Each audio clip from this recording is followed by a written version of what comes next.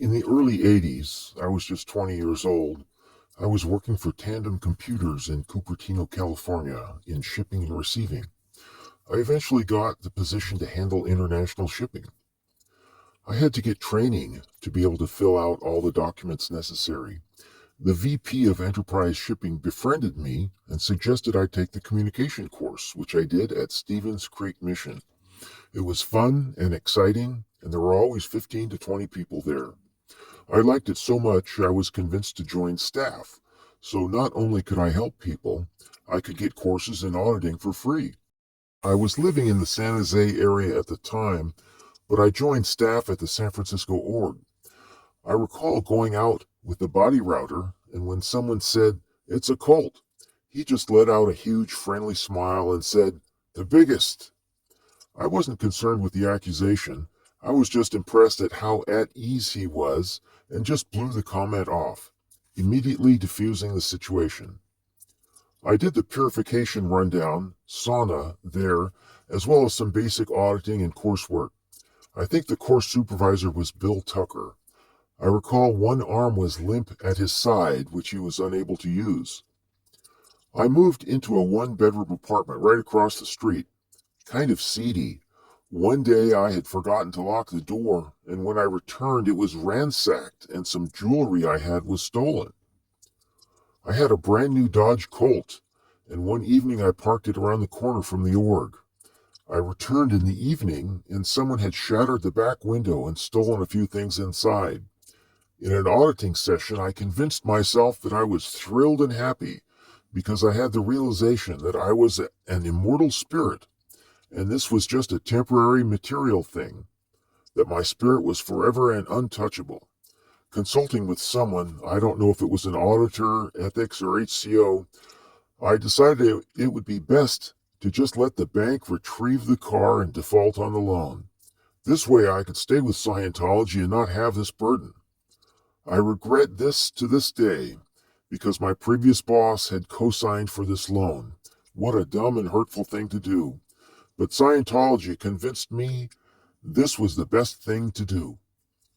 All I really remember about the actual work was a lot of letter writing and running the Mimeo machine. That was really fun with different color papers and inks. At some point, Sea Org people visited, and I excitedly joined the Sea Org and was whisked away to PAC, the blue buildings in Los Angeles. I did the EPF, lots of running, drywall, woodworking, and lots of sweeping. I had to keep track of the square footage swept and try to increase it every day. I recall ending up walking by the Yogananda Meditation Center often. I stayed in berthing high up, and the corner of the room looked through the window just under one of the Scientology letters. I was recruited into INCOM at the very beginning and roomed with a few other guys. There were bunk beds, but there was plenty of room. I recall Kent Thornell, who was already OT7 at the time, and Flash. He was a police/security guy with a mustache. We did an incredible amount of running up and down stairs, and Flash showed me how to descend stairs two at a time. I hear he eventually became security. There were 7 to 10 of us that traveled by car from LA to Flag in Clearwater in a caravan. I mostly rode in a red 2-door Mustang owned by Aziz Shokri, a very small guy from Iran. He had the nicest smile and was very humble. One of the sweetest people I have ever met. I also remember Johan, Ginny, Susie LaPlane, John Dunn, Peter, Bernadette, Joe Ray Tibbetts, Chuck and Numi Prenner, and of course Barbara and Foster Tompkins. I don't remember all the positions, but I think Barbara was in charge and Foster did a lot of research and planning and had regular communications with L. Ron Hubbard. Clearwater was much more intense than LA. There were at least 10 of us in an old converted motel room with bunk beds 3 high, may have been 4. I was a little claustrophobic as I was on the top bunk and my face was less than a foot from the textured popcorn ceiling. The rationale for this drastic birthing was that we all needed to sacrifice because we were saving the world. I recall doing a lot of clay demos in course. We traveled back to LA by car and truck and settled into the real work project, the brand new INCOM, International Network of Computer Organized Management. The goal was to computerize everything in Scientology. For some unknown reason, I was appointed Treasury Secretary. I had no college and zero financial background. Jo Ray Tibbetts was temporarily handling it prior and took me under her wing for a little bit. There was no hatting, no training for the job. Some things I remember from the time were purchasing a Quark laser printer, which was something like $7,000, and Foster wanted a Dodge Caravan to travel back and forth to the secret int base. I went with him to several dealers to scout out and test drive a few. He was also very excited to get a mobile phone installed in the van to stay in touch on the road. This was fancy James Bond stuff in the early 1980s. I felt so happy and privileged and elite. I had spiffy blue polyester slacks, shiny black shoes, white dress shirts with epaulets that I laundered and starched every week, a black tie, and most importantly, a blue and yellow lanyard. I think it was CMO. I also had a key card to press to enter the super secret INCOM offices. I felt so important. Ha! I fell in love with Amanda, who was several years my senior and worked in HCO. We got married in Glendale Park, and Barbara performed the ceremony.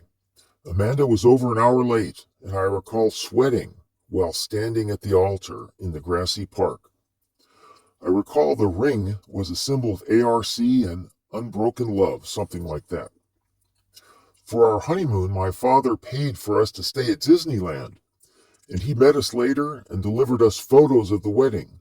He had gone to a 1-hour photo, which at the time was considered miraculous. We were very impressed. Foster lent us his station wagon for the trip. I think it was a Datsun. En route, we ran out of gas. I was only given an ignition key, and this car required a separate key to open the gas door. Imagine me in my tux and Amanda in her full-length white wedding gown with train, stuck on the side of the freeway on a hot LA day on May 2nd. We finally got help and back on the road, but I think the gas flap was bent from trying to pry it open. Shortly after, I was comm-effed like a court-martial. I had no idea what I had done or not done, but Susie LaPlane read this thing off saying the most extreme things, like I was evil and had a purpose to sabotage and destroy Scientology. I was crushed, newly married and forced to separate. I was blindfolded and driven to the secret int base. I had no idea where I was or even what city. I just remember it was a drive like 90 minutes or so. There were very few of us in the RPF there compared to LA. Many times just given a task and checked on hours later. I recall running across the road a lot. We were helping to construct a new building. I remember pouring concrete and lots of digging, one time till after 2 in the morning. I really respected my boss Foster at INCOM. I liked him and was impressed at his intellect. In retrospect, I know it was him or Barbara that sent me to the RPF. I was only at the RPF at INT for a few weeks, and lo and behold, Foster joined me in the RPF. Not sure why. Mealtime I got to eat after the others had finished, and only what was left over in an area away from the others. I just got fed up and could not take it anymore. I observed that there was a change of guards sometime after lunch. I think it was 12:45. One day after eating, I walked by where there was a guard and saw the previous one left and the new one had not arrived, so I simply walked out. Back at that time, there was only partial fencing. Today, the fencing is complete. There's razor wire, cameras, and motion sensors. People there now are literally prisoners with no chance of escape. It was much easier for me. I ran, I jogged, I just headed towards the setting sun. I had no clue where I was or what city, but I knew if I pursued the sun, it would lead me to the coast. I remember a lot of parched earth, dried up mud fields and pastures. I kept looking over my shoulder every few minutes. I was panicking, wondering when they would notice my absence from the next muster. I walked through fields and cut through backyards. I think I only had a few dollars. I eventually ended up in San Bernardino and ate at a Carl's Jr. I called my mother Colette in Alexandria, Virginia. She agreed to wire me some money to a Western Union, but they would not be open until the next day. I ended up behind a carpet store, and that night I slept in a rolled-up piece of discarded carpet next to their dumpster. The next morning I walked to the Western Union and got the money for my mother. I checked into a motel and watched TV and ate all day long. The next day I bought some clothes, took a bus to the LA airport, and flew back to my parents in Virginia. I was contacted by a guy in Scientology, and he convinced me to return to LA to route out. I flew back and was expecting to get grilled, but surprisingly I was only asked a few questions by an older auditor with big bushy sideburns, a fellow RPFer who was mostly disinterested. I was relieved. I found out my wife had routed out, and we reconnected and relocated to her home area in Dallas, Texas. We eventually divorced after a few years. I never spoke out because I really thought I owed them my freeloader debt. I was really afraid. It wasn't until I saw Aaron on YouTube several years ago that I learned it wasn't enforceable. I have no big beef with Scientology. I can't say I was really traumatized or damaged. I can't attribute the failures I've had to Scientology. I did the Purif twice, a handful of courses, and a fair amount of reciprocal auditing, mostly with my twin, Ian Feldmesser from England. I never learned about all the sci-fi upper bridge stuff till much later. To this day, I still get letters and calls from Scientology. From LA, Clearwater, New York, and even the Midwest. I have blocked all calls from area code 323. I left in 1984, I think, and moved from Virginia to Texas to Florida to Maryland to Kentucky, and have changed phone numbers and addresses at least 6 times, but they still pursue me. That's my biggest gripe. I have yelled, sworn at them, told them I was contacting the LA County District Attorney, and I did, all to no avail. I've studied many avenues, taping a brick to the business reply envelopes, filing pornography harassment with the USPS, aftermath cards, etc. Sometimes I feel vindictive, but I remember I used to be one of the guys writing letters myself. I found a lot of the courses in auditing beneficial, but the problem is it's encased by Nazi-like discipline that borders on torture. The bad far outweighs the good. I liken it to a poison apple.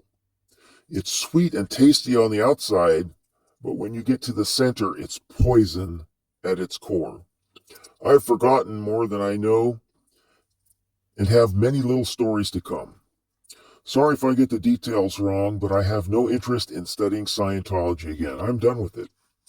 Sometimes I wonder how someone could still be so stupid to fall into this trap.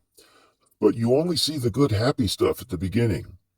Then, the shiny, polished dream you think you are pursuing slowly reveals itself to be a nightmare. I borrowed an e-meter from John Dunn, a computer programmer, when I went into the RPF, and I blew without returning it. Sorry, John, I hope you got it back.